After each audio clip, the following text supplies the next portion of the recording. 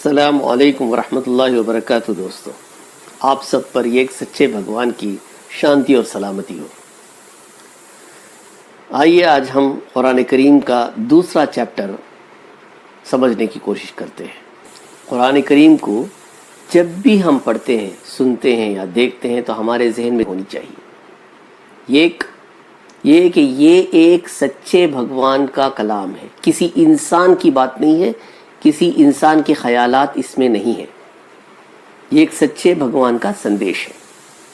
دوسری بات، نبی کریم صلی اللہ علیہ وسلم یعنی محمد صلی اللہ علیہ وسلم جن پر یہ قرآن نازل ہوا، ان کے خیالات، ان کی باتیں بھی اس میں شامل نہیں ہیں۔ یہ ایشور اللہ کا کلام ہے، اس کا سندیش ہے سارے انسانوں کو، یہ صرف مسلمانوں کے لیے نہیں ہے۔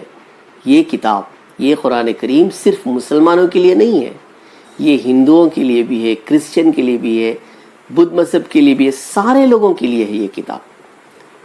خدا کا سندیش سب کے لیے ہے، کیونکہ وہ خدا سب کا ہے، ساری کائنات کا مالک ہے، تو اس کا سندیش بھی سب کے لیے یکساں ہے کہ اس قرآن کریم میں کسی قسم کا کانٹرڈکشن نہیں ہے۔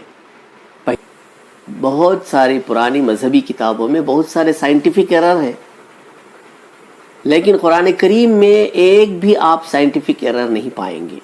یہ سب سے بڑی خوبی ہے، یہ ایک چیز ہے، اس میں کانٹرڈکشن نہیں ہے۔ اگر یہ انسان کا کلام ہوتا، کسی انسان نے لکھا ہوتا یا لکھوایا ہوتا تو اس میں بہت سارا اختلاف ہوتا۔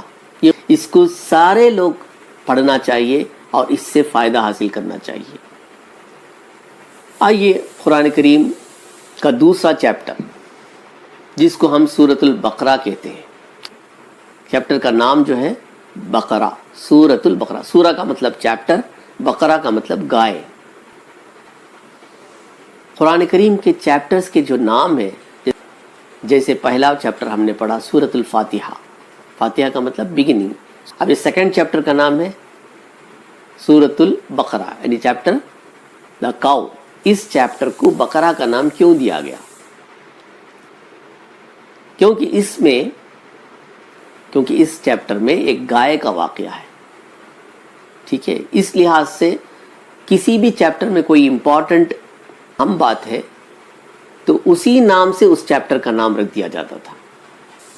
قرآن کریم کے اس دوسرے چیپٹر کی پہلی آیت ہے الف لام میم۔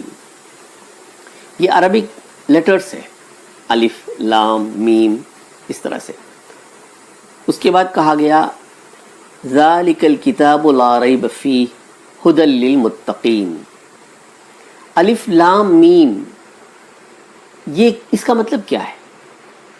یہ الگ الگ پڑھے جانے والے لیٹرز ہیں، اس کو کہتے ہیں حروف مقطعات، یعنی الگ الگ پڑھے جانے والے لیٹرز، حروف ہیں، الف لام میم۔ ایسا کیوں نازل ہوا ہے؟ کیا اس کا کوئی مطلب ہے؟ ہو سکتا ہے اس کا کوئی مطلب ہو، لیکن محمد صلی اللہ علیہ وسلم جو اس قرآن کو لوگوں کے سامنے پیش کیا، انہوں نے اس کے تعلق سے کوئی خاص بات نہیں کی، اور عرب لوگ جن کے سامنے قرآن نازل ہوا تھا، قرآن پیش کیا گیا تھا، وہ لوگ بھی اس کے بارے میں کوئی سوال نہیں کیا کہ یہ الگ الگ حروف کیوں ہیں۔ قرآن کے کچھ چیپٹرز میں شروعات میں اس طرح کے الگ الگ پڑھے جانے والے کچھ حروف ہیں، یعنی الف لام میم اس چیپٹر کے بگننگ میں ہے، دوسرے چیپٹر میں ہاں میم ہے، قاف ہے، کاف ہا یا عین صاد، اس طرح کی کچھ لیٹرز ہے کچھ چیپٹر کے بگننگ۔ اس کا کیا مطلب ہو سکتا ہے؟ یہ لیٹرز کچھ اٹینشن سیکر ہوں گے، کیا یعنی اس کے بعد کہی جانے والی بات بہت اہم ہوگی، اس طرح کا ایک مطلب نکل سکتا ہے۔ یا پھر یہ عربوں میں ایک رواج تھا ہوگا کہ کسی بھی بات کو کہنے سے پہلے کچھ لیٹرز کہہ دیتے تاکہ اٹینشن ہو جائے سب لوگ، پھر اس بات کو دھیان سے سننے لگیں، یہ ایک رواج تھا ہوگا۔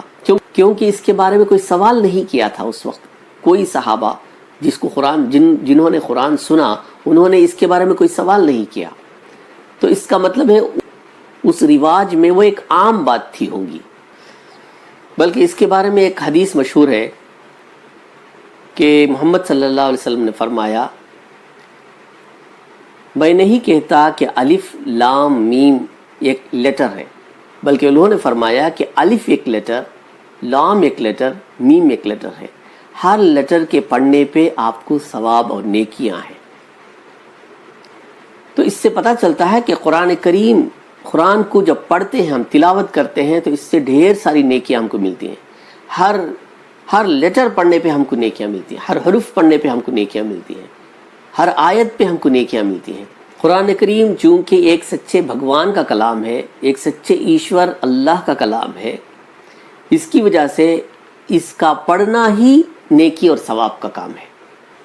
اس کی تلاوت کرنے اور اس کے پڑھنے سے ثواب ہے، لیکن اس کا یہ مطلب نہیں کہ اس کو صرف تلاوت کے لیے، صرف پڑھنے کے لیے رکھا جائے، بلکہ یہ قرآن کریم نازل ہوا ہے سمجھنے کے لیے، انسانوں کے لیے اس میں سندیش ہے۔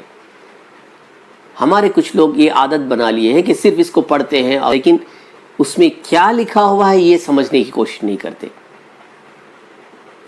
اگر کوئی بھی چیز، کوئی نوٹس ہے یا کوئی نیوز پیپر ہے، کوئی پیمفلٹ ہے، تو ہم اس کو سمجھ کر پڑھتے ہیں، لیکن بدقسمتی یہ ہے کہ صرف قرآن کریم ہی وہی ایک واحد کتاب رہ گئی جس کو بغیر سمجھے لوگ پڑھتے ہیں۔ مسلمانوں کے اندر یہ عادت ہو گئی ہے کہ بغیر سمجھے اس کو پڑھتے ہیں، یہ سب سے بڑی غلطی ہے۔ قرآن کریم سمجھ کر پڑھنا چاہیے۔ تلاوت میں بے شک نیکیاں ہیں، ہر آیت پڑھنے سے ہم کو نیکی ملے گی، لیکن اس کا مقصد، نازل ہونے کا مقصد جو تھا وہ وہیں کا وہیں رہ جائے گا۔ یہ انسانوں کے لیے سندیش ہے، اس کو سمجھ کر پڑھنے کی کوشش کرنا چاہیے۔ عادت خراب ہے کہ اس کو بہت اسپیڈ سے پڑھا جاتا ہے، غلط بات ہے۔ اس کو 30 کلومیٹر 40 کلومیٹر اسپیڈ سے بھی کچھ لوگ پڑھتے ہیں، بڑا افسوس کی بات ہے۔ قرآن کریم کا مذاق ہو جاتا ہے۔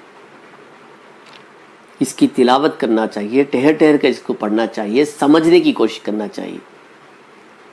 اللہ ہم سب کو ہدایت عطا فرمائے۔